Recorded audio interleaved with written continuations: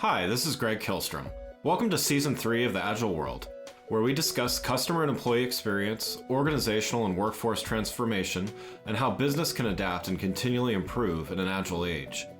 The Agile World podcast is brought to you by TEKsystems, an industry leader in full-stack technology services, talent services, and real-world application. For more information, go to teksystems.com. To read more about the topics discussed in this show, you can go to my website at theagile.world and read my latest articles, or get a copy of my latest book, The Agile Workforce, now available on Amazon and other retailers. My name is Greg Kilstrom, and I'm the host of the Agile World podcast. You could say that there's never a wrong time to make a positive change in your life, whether that's personal or professional. Today we're going to talk about career changes in the midst of the pandemic and how the last year has provided us all with some perspective about what we do and don't want in our lives. To help me discuss this topic, I'd like to welcome Jeremy Cline, host of the Change Work Life podcast. Jeremy, welcome to the show. Great to be here, Greg. Thanks for having me. Yeah, looking forward to talking with you. We'll get started here by talking about the pandemic has been a time of change for a lot of people, probably for everyone. For you, it was also a time of career change. Your podcast was started just a few months after the pandemic started. Can you give a little background and tell us how things got started and why you decided to start it in the first place? Yeah, well, I actually started the podcast before the pandemic started. So it's one of those things. It started in October 2019. And, obviously I didn't realize at the time just how relevant it was going to become a few short months later. To tell you why I started the podcast, let me start by just explaining who it's for, and then it'll become apparent why I started it. So, the podcast is for you if you're a professional, you're a lawyer, accountant, something like that, and you've been doing it a fair while now. You've been doing it for maybe 10 or 15 years. You're getting a good reputation, you're getting quite senior, you're well respected, pretty well paid, and outside of work, family, mortgage, car, kids, all the usual trappings of sort of midlife professional life. And outwardly, everything looks great. Everyone kind of looks on and goes, wow, you've got it made. I mean, life's just great for you. The only trouble is you just really don't like your job. It just isn't fulfilling. You would long to do something else. The only problem is that you've got a lot of fear around making the change. So fears around, well, what will it mean I'm going to take a pay cut? What am I going to do? I've been doing this for the past 10, 15, 20 years. What can I do? I mean, I've only been a lawyer. What else could I do? Am I going to have to go back to study? Am I going to have to spend a load on qualifications as well as not earning anything in the meantime? Am I going to be able to support my family? What are my friends going to think? What are my family going to think? And so you've got all these sorts of thoughts buzzing around in your head. And I started the podcast to explore all these sorts of issues to find out just what was out there. And well, you've probably guessed the reason why I started it. That person that I've just described, yep, that was me. And to an extent, it is still me because I'm very much mid-transition, and the podcast was the means through which I've kind of started my own transition to find out what is out there and either see where the podcast takes me of itself, whether that leads me to something, or whether just the act of exploration leads me to something else. Yeah, you touched on this a little bit, but I think I'm reading so much in the news lately about I heard the term yesterday, the Great Resignation, and there's all these terms kind of being floated about people changing their perspectives on work during the pandemic. What are why do you think this is the case, and how do you think the pandemic has affected others like yourself, and in thinking about their options? One of the things that's been said about the pandemic is that it's accelerated a lot of trends. So it's accelerated the trend to home working, it's accelerated the trend to online shopping. And I think for those people who were already in a position where they weren't particularly satisfied, they weren't necessarily going to do anything about it. It was a case of, well, this isn't great, but I'll carry on plodding on for a bit. Right. It's accelerated their thinking in terms of, well, hang on a minute, do I really want things to go back to the way they were? And I think there's a few things wrapped up in there. Um, People have got a realization of the fragility potentially of their situation. There are people who they've been employees of the month, and yet they have been made redundant or have been furloughed. People are realizing that jobs aren't necessarily safe through no fault of your own. Yeah. And they're starting to think, well, if my job isn't safe, why don't I concentrate on doing something that I actually enjoy doing rather than just sticking around with this and thinking I'm doing a good job and then being told, well, hey ho, sorry about this, but we've got to let you go. And there's also the wider issue of you know people realizing not just the fragility of work but the fragility of life. Loved ones have been taken away from us, and people are realizing, well, hey, there's got to be more to life than this. I've got a series of interviews, which I guess by the time this show goes out, it'll probably already be out, where I'm interviewing people who have made changes directly as a result of the pandemic. One of whom was just that person I described. She was doing great, but then was made redundant, and she's used it as an opportunity to start her own business. And then another one who was in a really great job in financial services. I mean, he was able to go out to Michelin starred restaurants, and he was able to go on exotic foreign holidays, but the work was killing him. I mean, it was really affecting his mental health. And when, as a result of the pandemic, he was forced to spend more time at home and spend time with his kids, playing with his kids, he realized that he just couldn't go back to the way things were. And so, even without having a plan, he quit his job. And he spent a few months figuring out what he was going to do, and he's now moved from financial services. He started his own mobile pizza oven. Oh He's got wow. a converted horse box, which he's installed a pizza oven and put on fairy lights and that kind of thing. And initially his plan was to go round to events, shows, festivals, that sort of thing. But then that got put on ice when we went into the whichever lockdown it was here in the UK. Yeah. But he just parked it on his drive, told his neighbours, and he's been booked solid. He's just had tons of business, and now things are opening up. He is doing the festivals, the weddings, and all that sort of thing. And from speaking to him, he's he loves it. He's never been happier. Do you think this is permanent, or do you think this is a reaction, and there may be a, as they say, equal and opposite reaction on the other side of some kind of return to normalcy or something? Or do you think this is this things have been going long enough that this is a permanent change of being? I think we're going to be meeting somewhere in the middle, and businesses and employees, for that matter, are trying to figure out what that middle is. I mean, what the pandemic has demonstrated is that for a large proportion of people, certainly not everyone, but for a large proportion of people, home working is absolutely possible.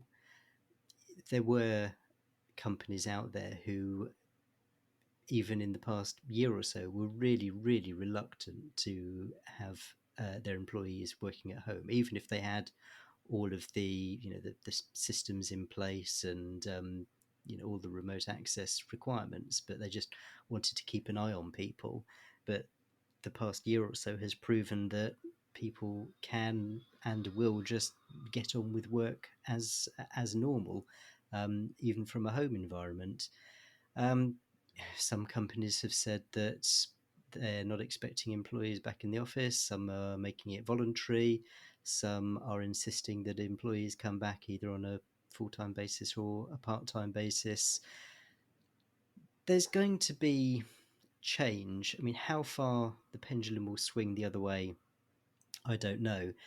But I think employers are going to have to listen to their employees. There's just such a lot of people out there who have discovered, maybe they don't want to work at home full time, but having the flexibility to do it a few days a week, it's really valuable to them. And if they're not able to do it at their current place, then well, maybe they will move on. And I think if businesses are going to retain talent, they are going to have to show a certain amount of flexibility. So you have kind of a unique perspective on this, as far as there's a lot of people that are firsthand changing jobs or considering. You've been your show, which as you said, started pre-pandemic, but you've had kind of front row seats to just people changing their careers and the thought process, even to how things are going for individuals. Do you have any insights or perspectives on? It's kind of the change of the change. It's a meta view of things. Like, do you have any insights on having talked with people, maybe even people's change in perspective over the course of the pandemic, and now as we're headed ideally towards some kind of aftermath? What has that perspective that you have, kind of, what insights has it given you? Again, a lot of this I think is about acceleration. And I think, in terms of the thoughts that people might be having about changing, and perhaps the thought processes that they might want to go through, they're kind of the same as they were before. It's just that people are now thinking about it in far more realistic terms. Maybe they've had change forced upon them, or they're really considering things much more seriously. But I guess some of a couple of the biggest lessons that really spring to mind from various interviews. I mean, I'm up to, well, over 100 interviews now, and there's some regular themes which keep coming through. And I think one of the most important ones is that people tend to feel defined by what they've done before. So, going back to my example of the lawyer who's been in the job for 10, 20 years and just doesn't know what they can do, they might start the question with something along the lines of, well, I've been a lawyer for the past 15 years. This is the area of law that I worked in. I don't really want to be a lawyer anymore, but with that background and with those skills, what could I do? And so people tend to limit themselves and narrow their horizons, thinking that they've got to do something which kind of segues quite naturally from whatever they've done before. Um, and what the podcast has shown me, and what speaking to people has shown me, is that that really isn't the case. There's absolutely no reason why someone who studied a particular degree at college and then went on to do a particular professional career needs to do anything which is in any way remotely related to whatever that degree or whatever that career was. Whatever they've been doing, there's going to be transferable skills that they've picked up which will be useful in some way, shape, or form to whatever it is that you go on to do. Yeah. But yeah, going on from being a lawyer of 15 years standing to becoming a pastry chef, or becoming a landscape gardener, or becoming a hypnotherapist, it's completely possible. And you kind of need to look at it the other way around. You don't start with your background and experience and think what it could lead on to. You start with, well, what is it that I'd actually like to do? What sort of career fits my own personal skills, my likes and dislikes, my preferences, the things that I'm good at, what might that lead to? Okay, so here's a few ideas. Well, there's a few gaps in there. Right. Well, how can I fill in those gaps? What do I need to do to either gain the qualifications or experience so that I can fulfill that? So I think that's the first real takeaway that I've picked up from the people I've spoken to on the podcast. Yeah. The Yeah. the sec Oh, Sorry, go sorry. on. Go ahead. I was going to say that the second one is, it's a word that makes a lot of people's skin crawl, but networking. Hmm. People have quite a skewed view of what networking is. You know, it's seen as this kind of, um, you know, barefaced, confident, going around selling stuff to people, um, and it really isn't. It's really, literally just talking to people. I mean, you and I, you've been a guest on my podcast. I'm now a guest on your podcast. We've exchanged emails. We're networking. That's exactly what we're doing. And Yeah. the value of networking in any kind of career change can't be understated. I'm in the process of figuring out what I might do next, and I've got, I've had a few ideas, um, but the only way I can find out about what those ideas might involve, who I might be serving, what the work I'm considering actually looks like, is by talking to people. So I've been reaching out sometimes to people I know, sometimes to people I don't know, and saying, look, can I spend a few minutes of your time on a call? I'd like to discuss this with you. It's it's something that doesn't come naturally to a lot of people. It's kind of quite scary. It means making yourself a little bit vulnerable. Yeah. But the value you can get, if you're thinking about starting a business where you are serving a particular niche, rather than coming up with a fully formed product and hoping that the people in that niche are going to buy it, what about starting off by talking to those people and saying, so what is it you need? What sort of stuff are you looking for? And then designing your product or service around that. Um, Similarly, if you think, well, I'd quite like to be a landscape gardener, I think, but I know absolutely nothing about it. Well, go find some landscape gardeners, go speak to them. Um, People are generally incredibly helpful, they are incredibly approachable. People generally just want to help.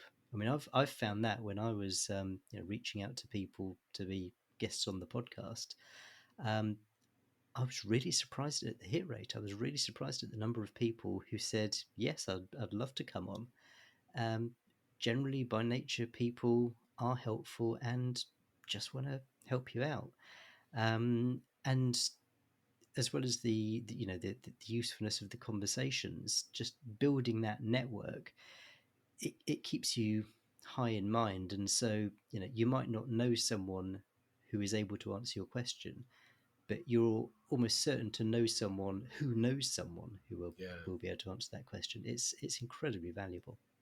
Yeah. No, I completely agree. I mean, I sometimes take for granted I have a marketing background, and so some of these things, doing marketing, doing sales, they're things that you kind of have to do to be successful in those worlds. But a lot of people, they don't come from those backgrounds, and so they haven't really had to network. They haven't really had to do to the other do product research or market research or things like that. And so, I sometimes forget it doesn't come naturally to some people just based on it just hasn't really come up. So I think that's great advice. And people just need to realize that, when you go down to the pub with your mates for a drink, that's networking. Yeah. I mean, you're creating relationships with people, you're talking to people, you're finding out about them, they're finding out about you. It's just talking to people. It really is. Yeah. Yeah. Great. Well, let's switch gears a little bit here. A couple more questions before we wrap up, and talk a little bit about so your change was starting your podcast, and I'd love to just, as a fellow podcaster, just love to get a few thoughts on maybe a more technical standpoint of growing a podcast. But can you talk a little bit about what did you learn along the way with your show, and what worked to grow your show and your audience? I think I'm still figuring that out. I mean, it's it's the holy grail of any podcaster is to build your audience. And I'm a member of a few online podcast communities, and that's got to be the question that comes up most often. How do I build my audience? How do I get more listeners? Um, I mean, the first thing I would say when I first decided I was going to do a podcast and I started to get into it, I was incredibly naive about the number of listeners I thought I'd be able to get. I mean, I thought, oh yeah, I just need to build my audience to a few thousand downloads every week, and that'll be great. Right, right. And yeah, trying to build your audience, especially when you are starting from scratch, is really, really challenging. I mean, some people have already got a business or a following or an email list. I was literally starting from absolute zero. I had no list, no nothing. I have had to basically hustle for every listener that I've got at the moment. Um, and yeah, when I look back, I just can't believe how naive I was, thinking, oh yeah, with a few thousand listeners, that'll be fine. I mean, um, it's been far harder to build up an audience. The the technique that I have found most effective so far has been finding where my audience is online and engaging there. Um, so, what I discovered is that a lot of people who have questions around jobs and careers, they seem to hang around on Reddit. So, there's lots of Mm. subreddits there where there's lots of questions that come up. Um, you see the same questions coming up again and again, which I think, okay, well, there's a podcast episode in there. Clearly, that's something that people want to know about. And Yeah. then I'll see a question which is relevant to something that I've discussed on the podcast.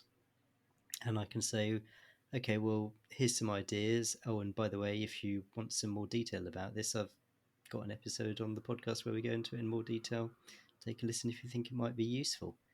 And, you've got to not be kind of scammy about it. You've got Yeah. to not be, just say, hey, yeah, listen to my podcast. You've got to give a bit of value as well. But having the material there and the audience there, that has certainly helped to build up the audience. I mean, it's slow doing it that way. I mean, you are literally building up the audience listener by listener. Yeah. Yeah. So it's slow growth, but it was a great way to get started. Um, and then what I'm doing, which will hopefully build up a bit more of an audience, is appearing on other podcasts such as your very own fine podcast. And I'm hoping that people will think, oh, Greg's got a cracking podcast, but oh yeah, that guy Jeremy, he was saying a few interesting things. I might check out his podcast as well, because yeah, I kind of resonate with that person he was describing. So maybe he's got some stuff that'll help me out. Yeah, yeah. Well, I highly recommend it. So, it's, yeah, no, it's there's there is, to your point, there's a lot of competition out there for audience, and there's only so many hours in the day, and stuff like that. Do you see th- audio channels like Clubhouse? And I know there's a few smaller competitors, but things like Clubhouse, do you think they're helping to grow the appetite for podcasts? Do you think they're hurting because they're competing? Like, what are your thoughts on things like that?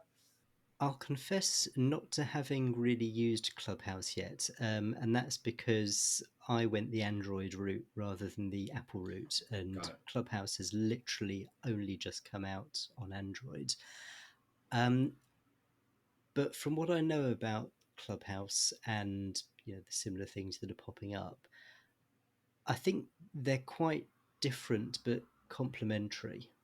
So Clubhouse is somewhere where you go where you want to join a room and you want to hear people discussing a particular topic, and maybe you want to have an opportunity to get called up on a stage because you've got something to contribute to whatever the room's discussing.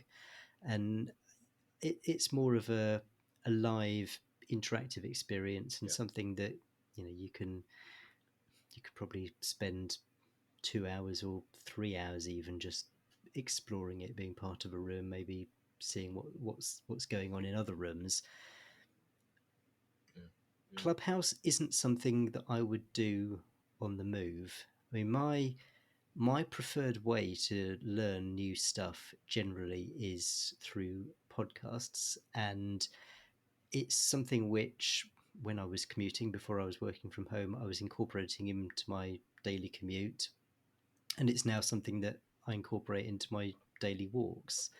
I listen to podcasts primarily to learn new stuff, also for entertainment. There's a few that I listen to which are more in that bracket rather than the learning stuff. And yes, you can learn stuff in Clubhouse, and yes, you can learn stuff through podcasts, just as you can learn stuff through reading books, watching YouTube, watching TV, whatever.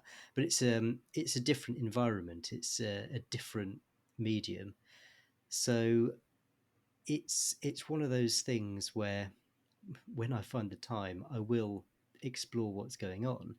Yeah. But yeah, I think it should, in principle, be something that can actually support content creators generally. I mean, not just podcasters, but anyone who's creating content around a particular subject and looking to showcase their expertise. I think being able to create these kind of live forums has got to be a good thing. Yeah. That's great. Well, Jeremy, thanks so much for joining the show. For those listening, what's the best way for them to keep up with what you're doing? Yeah, so everything is on my website, and that's changeworklife.com. So it's all one word, changeworklife.com. You'll find there the complete back catalogue of podcast episodes, and there's also a link to where you can find me on Facebook, Twitter, and Instagram. So yeah, great place to start, changeworklife.com. And there's a contact button there, so I'd love to hear from you. And also, I mentioned earlier that you when you're contemplating a career change, you don't want to start from where you are, but you want to start from what you enjoy, and also what you want your job to do for you. What sort of lifestyle do you actually want your job to support? And in that regard, I've got a couple of exercises which you can sign up for, which are just designed to help you out. They help you by going back into your career history and looking to the future, figure out what sort of stuff historically you have enjoyed, what you do enjoy doing, what you are good at, and also what you do want life to look like in, say, 5 years' time. So if you go to changeworklife.com/happy, so HAPPY, changeworklife.com/happy, then that will take you to those exercises. Wonderful. That sounds great. Well, again, I'd like to thank Jeremy Cline, host of the Change Work Life podcast, for joining the show. Thanks for listening to the Agile World with Greg Kihlstrom. See you next week. Thanks again for listening to the Agile World podcast, brought to you by Tech Systems. I'm your host, Greg Kihlstrom. If you enjoyed the show, please take a minute to subscribe on your podcast channel of choice and leave us a rating so that others can find the show more easily. You can learn more and get a copy of my latest book, The Agile Workforce, from my website at theagile.world.